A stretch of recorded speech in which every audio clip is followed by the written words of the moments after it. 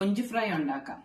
അതിന് ആദ്യം അത്യാവശ്യം വേണ്ടത് കൊഞ്ച്, പിന്നെ ഒരു 10-20 ചെറിയ ഉള്ളി വേണം, ഒരു 5 വെളുത്തുള്ളി വേണം, ഒരു പച്ചമുളക്, പിന്നെ കറിവേപ്പില, പിന്നെ നാരങ്ങ നീര്, പകുതി നാരങ്ങയുടെ നീര്, 1 ടേബിൾ സ്പൂൺ മുളക് പൊടി, 1 ടീസ്പൂൺ മഞ്ഞൾപ്പൊടി, 1 ടീസ്പൂൺ പെരിഞ്ജീരകം.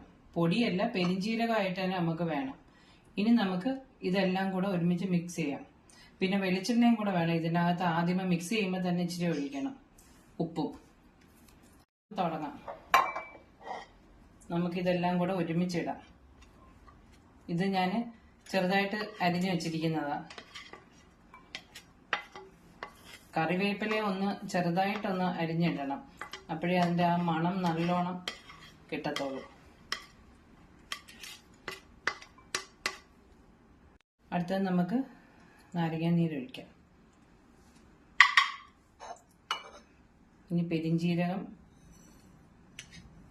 മുളക് പൊടി, മഞ്ഞൾപ്പൊടി ഇടാം.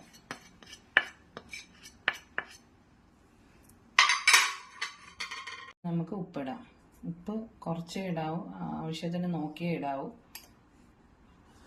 പിന്നെ ഒരു കുറച്ച് വെളിച്ചെണ്ണ ഒഴിക്കാം, ഒരു ശകലം. ഇനി നമുക്ക് ഇതെല്ലാം കൂടെ ഒന്ന് മിക്സ് ചെയ്യാം.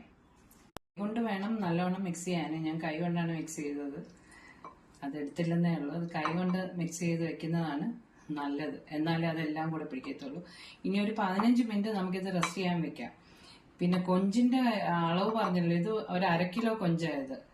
ഇത് 15 മിനിറ്റ് കഴിഞ്ഞ് ഇനി നമുക്കിത് പൊരിച്ചെടുക്കാം. അപ്പോൾ ഒരു പാൻ ചൂടാക്കാൻ വെച്ചിപ്പം അത് ചൂടായി. ഇനി നമുക്ക് എണ്ണ ഒഴിക്കാം.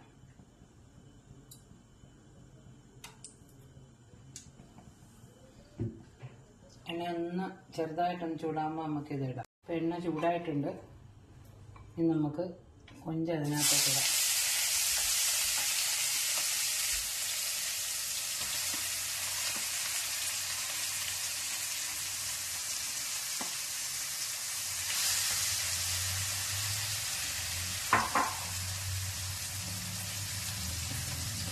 ഇനി ഇതൊന്ന് മൊരിയട്ടെ. ഇപ്പം ഇത് ഒരു സൈഡ് മൊരിഞ്ഞിട്ടുണ്ട്, നമുക്കത് തിരിച്ചിടാം.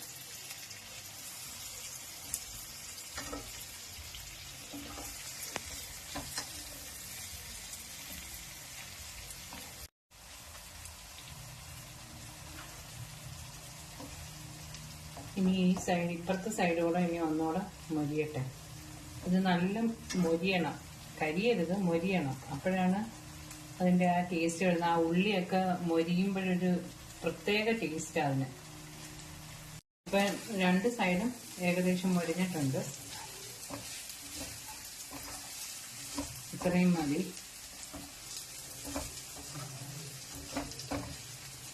ഇത്രയും മതി. ഇത് നല്ല ടേസ്റ്റ്. ആ നാരങ്ങയുടെ ഒരു ചെറിയ പുളിയും ഉപ്പും എല്ലാം കൂടെ മിക്സ് ചെയ്ത് ഇടയ്ക്കിടയ്ക്ക് ഈ പെരിഞ്ജീരകമൊക്കെ കിടക്കുന്നതുകൊണ്ട് അതും ഒരു പ്രത്യേക ടേസ്റ്റാണ്.